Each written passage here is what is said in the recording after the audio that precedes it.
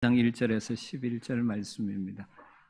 로마서 5장 1절에서 11절, 신약성경 245페이지 로마서 5장 1절에서 11절 말씀입니다.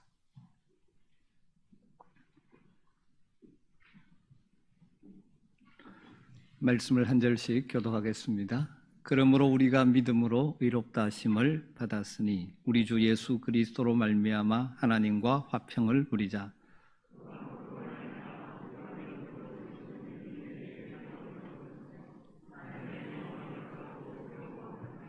다만 이뿐 아니라 우리가 환난 중에도 즐거워하나니 이는 환난은 인내를, 소망이 우리를 부끄럽게 하지 아니함은 우리에게 주신 성령으로 말미암아 하나님의 사랑이 우리 마음에 부음바 됨이니,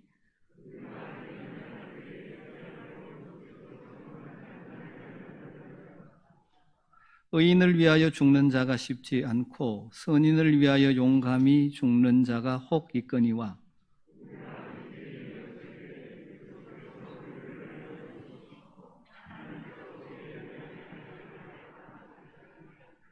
그러면 이제 우리가 그의 피로 말미암아 의롭다 하심을 받았으니 더욱 그로 말미암아 진노하심에서 구원을 받을 것이니,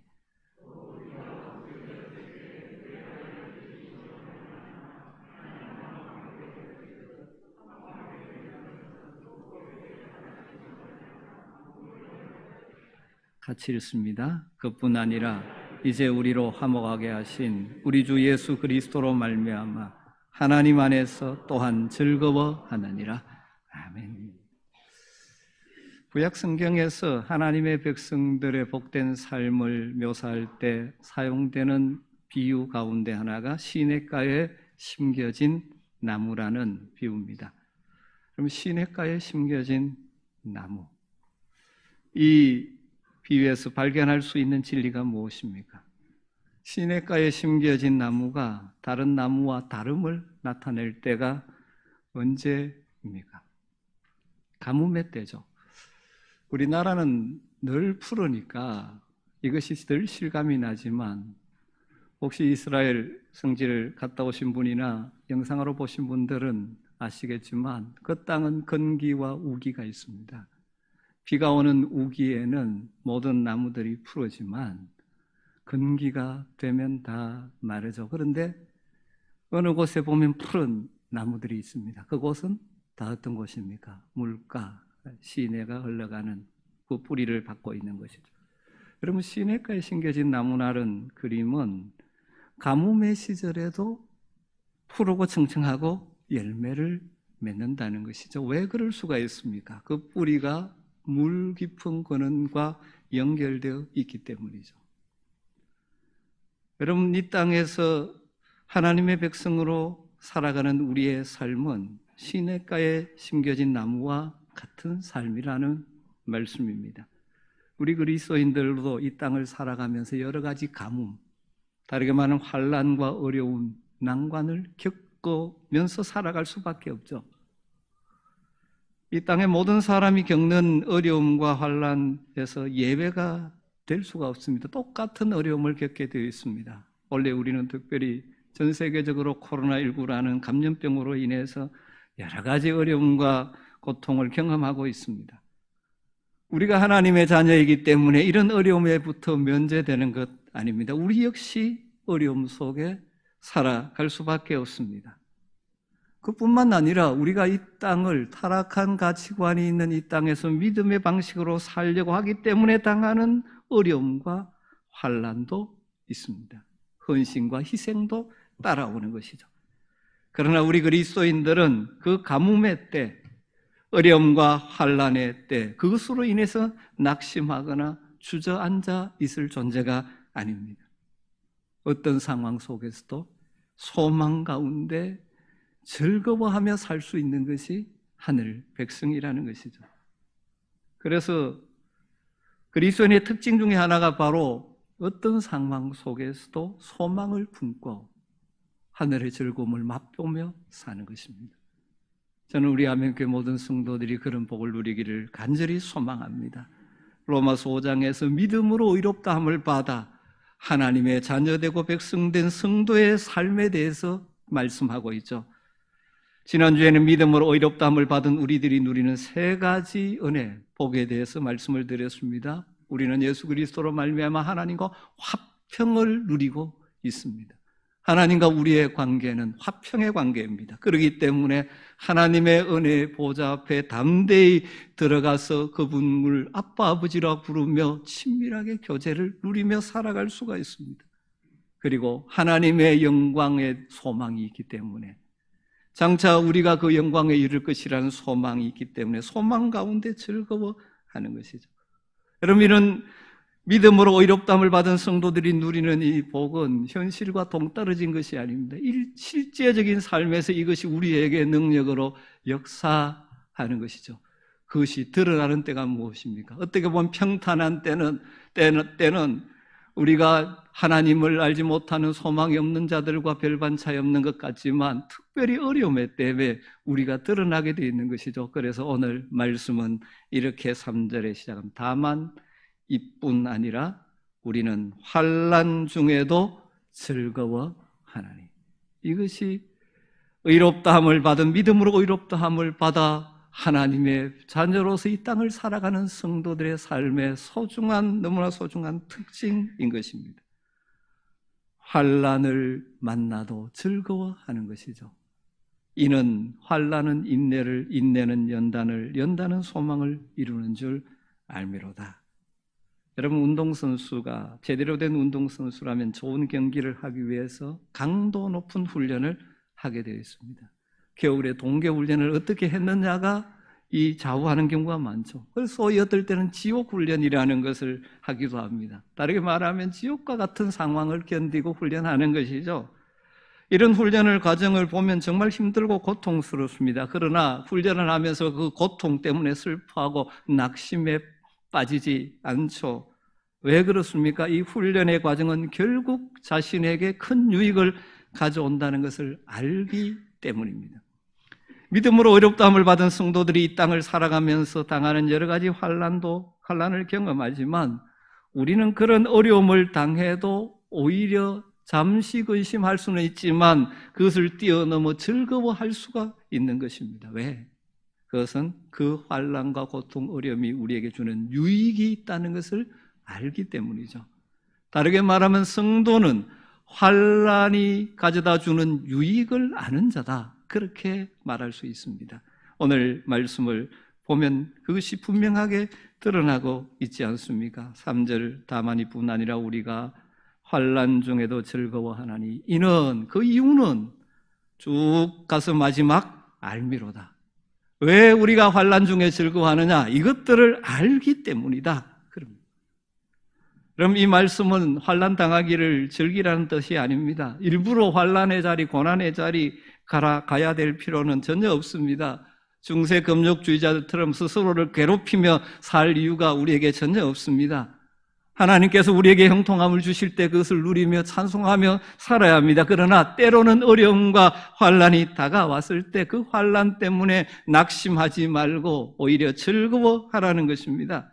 사실 우리가 당하는 환난 그 자체는 우리에게 전혀 기쁨을 주지 않습니다. 오히려 고통스럽죠. 많이 힘듭니다. 그렇지만 왜 그 가운데도 기뻐할 수 있습니까? 이것이 내게 가져다 줄 유익을 아는 자들이기 때문입니다. 그러면 오늘 말씀이 우리에게 가르쳐 주시는 바, 성도가 알고 주장하고 붙들어야 될 환난이 가져다 주는 유익이 무엇입니까? 첫 번째로는 환난은 인내를 이룹니다. 인내, 헬라로 히포모네라는 단어는 히포, 아래에서 거한다, 견딘다, 어떤 상황 아래에서 참아내는 것입니다. 여러분, 환난이나 어려움이 없으면 어떻게 참는 법을 배울 수가 있습니까? 여러분, 이 땅을 살아가면서 때로는 이런저런 어려움이 있는데 어려서부터 그것을 인내하는 법을 배운 사람은 쉽게 견뎌낼 수 있습니다. 우리는 인내를 통해서 여러 가지를 경험하게 되어지죠. 그런데 그 어려움이 없으면 어떻게 우리가 인내하는 법을 배우겠습니까? 그리고 헬라어로 이 인내라는 단어를 분석하면서 팀 켈러 목사님은 그 안에 한 마음이라는 의미가 포함되었다고 말합니다. 휘포, 모네를 모노스, 하나라고 볼 때 그런 것 같습니다. 다르게 말하면 환난이 오고 어려움이 오면 정말 제대로 반응하는 사람은 중요한 것에 집중할 수 있게 되어집니다. 어려움이 없이 평탄할 때는 좋은 것 이것도 하고 저것도 하고 다 이렇게 살아갑니다. 그러나 어려움이 다가오면 할 수 없는 일들이 많아집니다. 그때 해야 될 일이 무엇이냐 하면 중요한 것에 집중하는 것이죠. 그래서 환난이 가치 없는 중요하지 않은 것들에 우리의 마음을 빼앗기던 것들을 정말 중요한 것들로 집중하게 만들어주는 유익이 있다는 것이죠. 제가 옛날에 읽은 책 가운데 인디안 마을이 마을이 습격을 받아서 다 이제 도망가고 폐허가 된 그 마을에 들어가 보니까 남겨놓은 것들은 그 전에 일상생활에서 그들이 그토록 소중히 여기던 그 화려한 옷들, 장식들, 뭐 금기고리 이런 것들은 다 놔두고 그냥 도망갔더라는 거죠. 무슨 말입니까? 실제로 그것은 살아가는데 꼭 필요하고 중요한 것이 아니라는 거죠. 그런 것이 없을 때는 그런 것 별것 아닌 것이지만 그것 얻겠다고 여러 가지 노력하지만 정말 필요한 것이 무엇인지는 어려움의 때 오히려 드러나는 것이죠. 여러분, 우리가 평탄할 때는 이것도 좋고 저것도 좋고 할 일들이 많죠. 그러다 보니까 정말 중요한 것에 집중할 수 없는데 때로는 어려움의 상황을 만나면서 이것도 할 수 없고 저것도 할 수 없고 하는 그 상황 가운데서 우리가 할 수 있는 것은 무엇이 중요한지를 보고 거기에 집중하게 돼요. 인생에 큰 유익이 있는 것이죠. 이 코로나19를 만나면서 목회자로서 답답할 때도 많습니다. 다 모여서 예배도 못하죠. 교제도 못하죠. 그럼 도대체 무엇을 해야 되느냐 이런 생각이 들 때도 많지만 또 한편 이런 상황 속에서 다시 한번 우리가 교회로 모여서 여러 가지 다 좋은 일이지만 그 중요하지 않은 것들에 우리의 마음이 혹시 흩어져 있지는 않은가. 정말 이때 하나님과 친밀해지고 가까워지고 하는 중요한 일을 붙들 수 있다면 이것은 우리에게 분명히 유익으로 열매를 맺게 될 것입니다.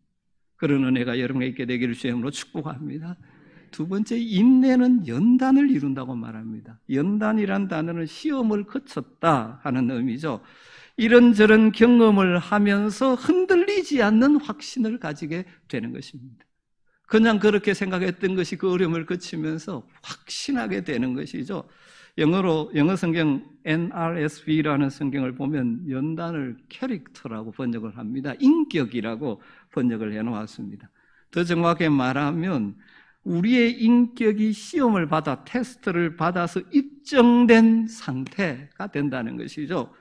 그래서 우리말 성경 표준세 번역은 이것을 번역하면서 우리는 문자적으로 연단이라고 번역했지만 이것을 좀 더 풀어서 번역하기를 단련된 인격.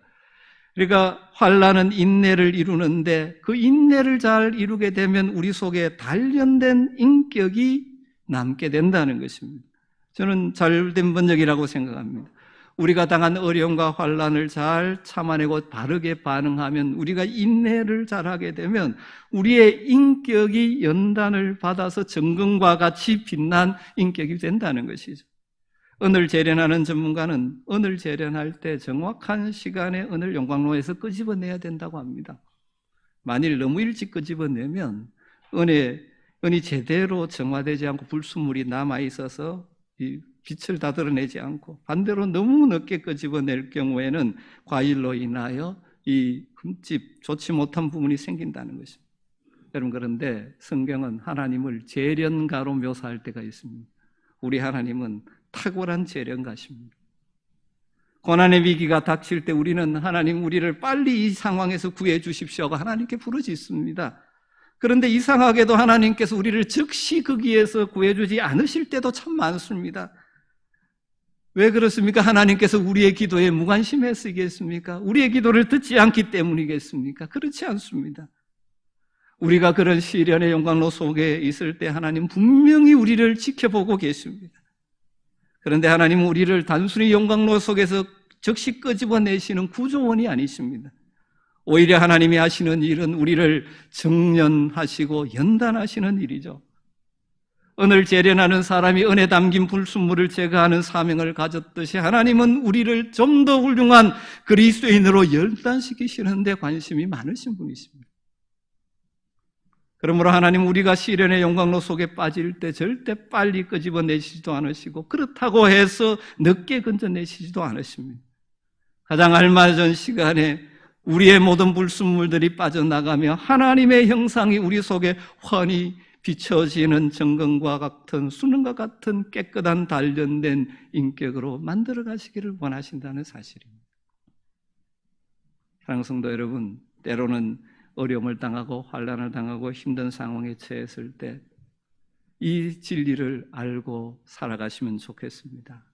환난은 인내는 인내를, 인내는 단련된 인격, 연단을 이루는 줄 여러분 아시고, 그리고 그렇게 우리를 이끌어 가시는 하나님을 신뢰하는 성숙한 하나님의 사람들이 되시기를 주님으로 축복합니다. 세 번째, 연단은 소망을 이루죠. 이런 과정을 거치면 소망이 더욱더 분명해지고 확실해지는 것이죠. 그러다 보니까 그 소망이 확실하니 우리 마음의 평강을 회복하게 되고 더 하나님을 신뢰하고 붙들고 하나님께 나아가게 되는 것입니다. 이처럼 그리스도인들은 이 땅에서 하나님과 화평하며 은혜를 경험하며 살지만 육체를 입고 사는 동안에는 때로는 이런 환난, 난관, 어려움 상황을 만나게 되죠. 그러나 기억하십시오. 우리에게 다가오는 고통의 시간들은 우리를 망가지게 하거나 우리를 넘어뜨리는 소모적인 고난이 아니라는 사실입니다. 그 고난은 믿음으로 구원받은 성도, 그래서 믿음으로 반응하는 자들에게는 아주 특별한 유익을 주시는 것입니다.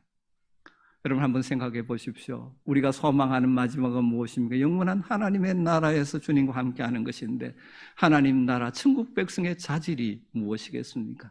그것은 천국의 주인 되신 아버지 하나님을 닮아가는 것 아니겠습니까?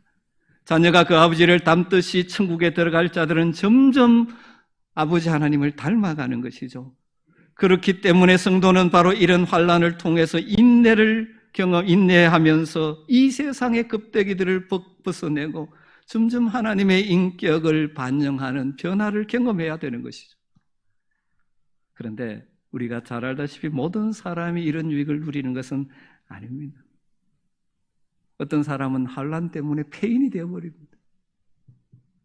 어떤 사람은 그것 때문에 더 악해지고 상처 입어서 더 불행한 인생을 살아가는 사람들이 있습니다. 어떤 사람은 절망에서 벗어나지 못하고 인생을 끝내버리는 사람들도 있습니다. 왜 그렇습니까? 이 진리를 알지 못하기 때문이죠. 이 진리를 아는 성도들은 인생의 환난 속에서 더 아름다운 인격, 하나님을 닮은 성품으로 변화되어져 가기를 소망하며 살아가는 것이죠. 그것을 통해서 내가 하나님의 자녀, 천국 백성임을 드러내는 것입니다. 그래서 성도는 환난 속에서 절망하는 것이 아니라 오히려 더 하늘에 대한 소망이 확고해지고 그것을 바라보기 때문에 즐거워하는 것입니다.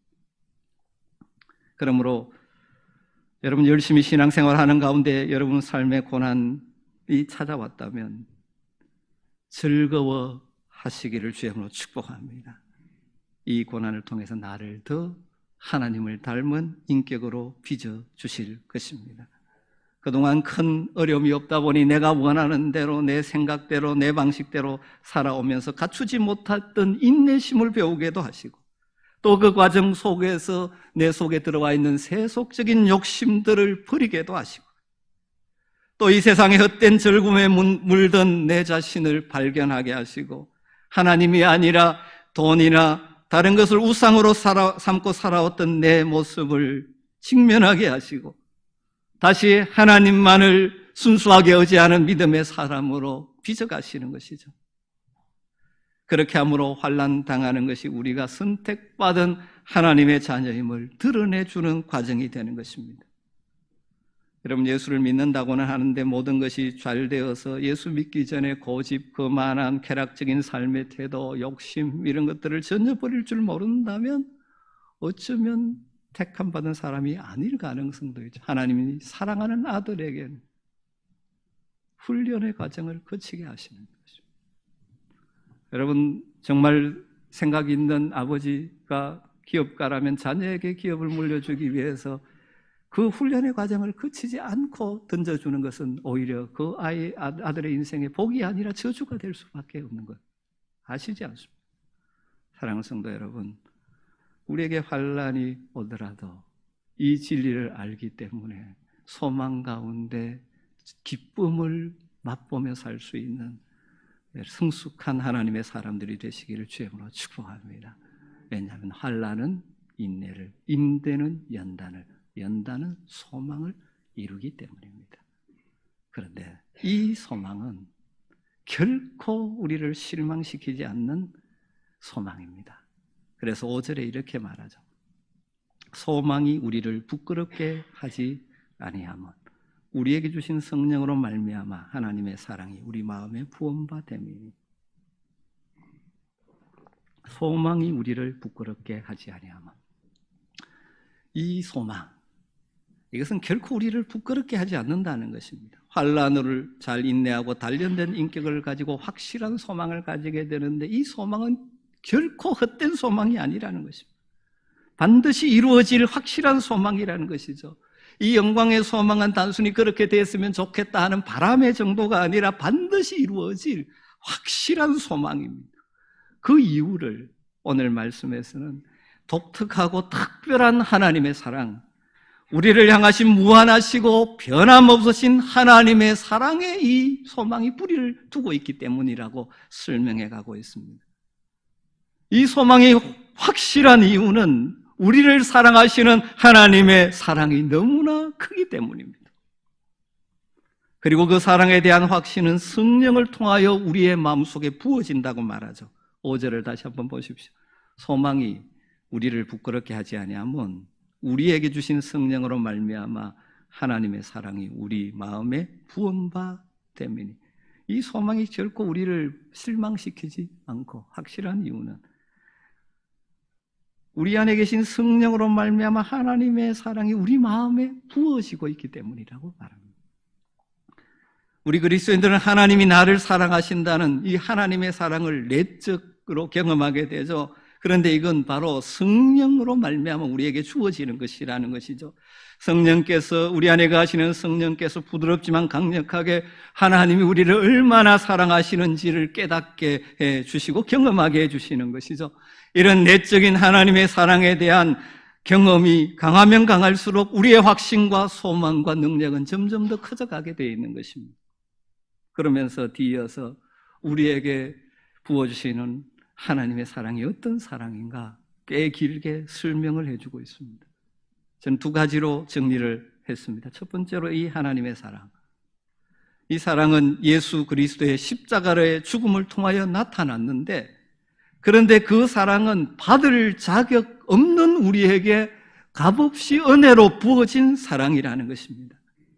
십자가에서 예수님이 보여주신 사랑은 의인이나 선인 같은 그 사랑을 받을 만한 자격이 있는 자를 위하여 죽으신 것이 아니라는 것이죠. 6절, 7절을 보면 우리가 아직 연약할 때 기약대로 약속하신 대로 그리스도께서 경건하지 않는 자를 위하여, 아직도 경건하지 않음에도 불구하고 우리를 위하여 죽으셨도다. 세상의 의인을 위하여 죽는 자가 쉽지 않고 선인을 위하여 용감히 죽는 자가 혹 있지만, 하나님의 사랑은 그 아들 예수 그리스도를 통하여 나타났는데 어떨 때 나타났다는 것입니다. 그 사랑은 우리가 여전히 연약할 때, 경건하지 않을 때, 그 다음 8절에 죄인인 상태일 때 나를 위하여 그 아들 예수 그리스도를 죽으심으로 나타내신 사랑이라는 것이죠. 다르게 말하면 그 하나님의 사랑은 우리의 행동에 따라서 쉽게 왔다 갔다 변하는 사랑이 아니라는 것입니다. 내가 비록 실수하고 연약해서 어려움이 오고 고난이 온다고 해도 네 그렇게 살았으니까 한번 당해봐라, 그렇게 하시는 사랑이 아닙니다. 죄인인 나를 위하여 자신의 목숨을 버리시는 하나님의 편에서 일방적으로 부어주시는 사랑. 그래서 8절에는 우리가 아직 죄인 되었을 때 그리스도께서 우리를 위하여 죽으심으로 하나님께서 우리에 대한 자기의 사랑을 확정하셨느니라. 할렐루야. 하나님이 우리를 얼마나 사랑하시는지를 확정해 주신 사건이 바로 십자가에 나타났다는 것입니다. 그것이 언제? 우리가 뭔가 잘할 때가 아니라 여전히 죄인 되어서 하나님 없이 살아가고 있음으로 인하여 멸망을 길어가는 우리를 긍휼히 여기시고 사랑하셨기 때문에. 우리 하나님의 사랑은 감상적인 사랑이 아닙니다. 그 사랑은 우리에게 선한 것이 없고 여전히 죄인 되었음에도 불구하고 베풀어 주셔서 우리를 살려놓으신 사랑입니다. 그 아들의 생명을 대가로 지불하시고 우리를 구원하신 놀라운 사랑이죠. 두 번째로 이 하나님의 사랑은, 그 사랑은 현재도 변함없이 더한 사랑이라고 말합니다.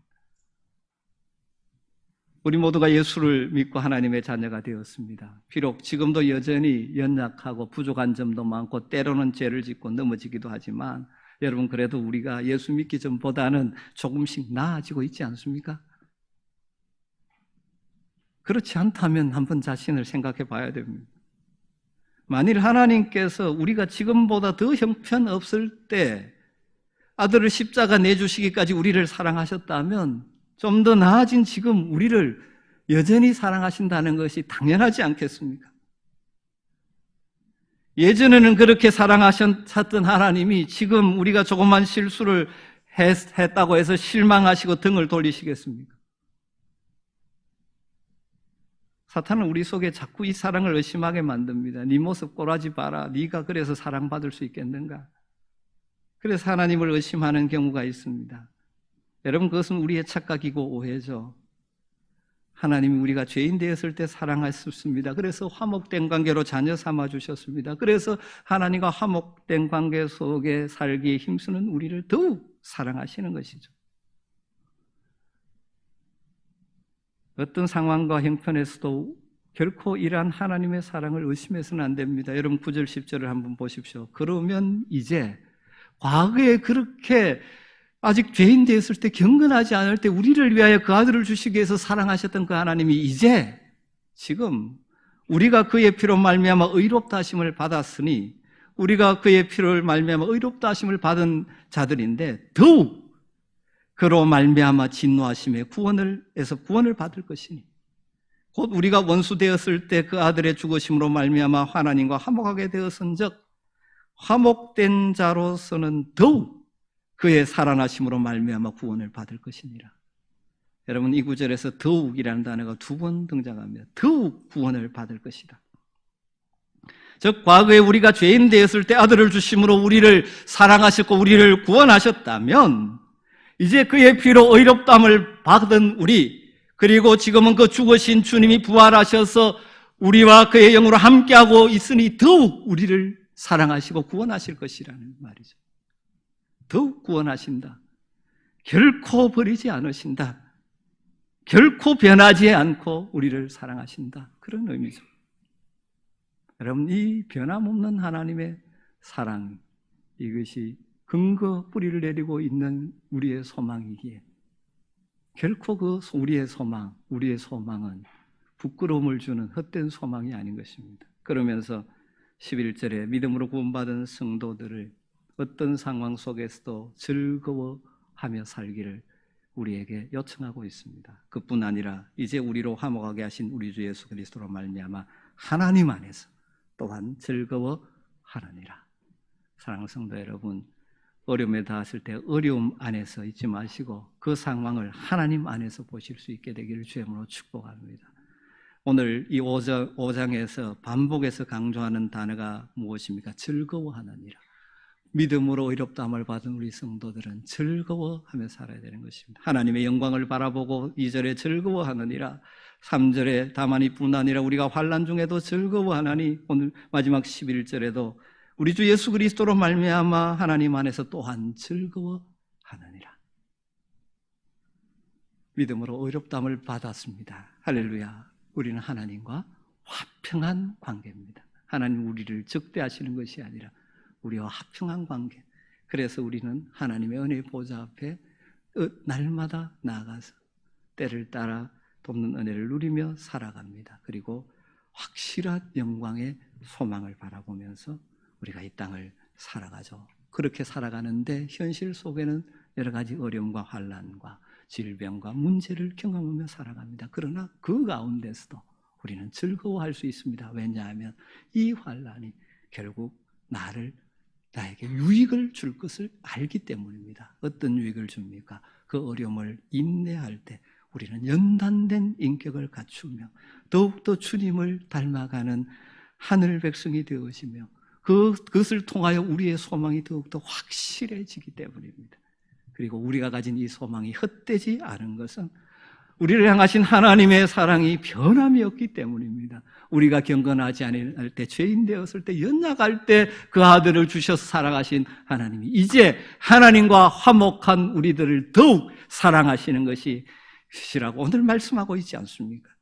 사랑하는 성도들, 날마다 성령이 우리 마음속에 부어주시는 하나님의 사랑에 대한 확신을 근거로, 그리고 날마다 십자가에 달리신 그 아들 예수 그리스도를 바라봄으로 지금도 여전히 나를 변함없이 사랑하시는 하나님을 신뢰함으로 어떤 상황 속에서도 기쁨을 맛보며 사시는 복된 성도들이 되시기를 주의 이름으로 축원합니다.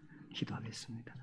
하나님, 환난 중에도 즐거워하나니 이는 환난은 인내를, 인내는 연단을, 연단은 소망을 이루는 줄 알미로다. 이 확신을 가지고 우리가 당하는 어려움, 환난, 질병, 공고들을 넉넉히 이겨내며 소망 가운데 살아가며 점점 더 우리의 인격이 하나님을 닮아가는 변화가 우리 가운데 있게 하여 주시옵소서. 예수님의 이름으로 기도드리옵나이다. 아멘.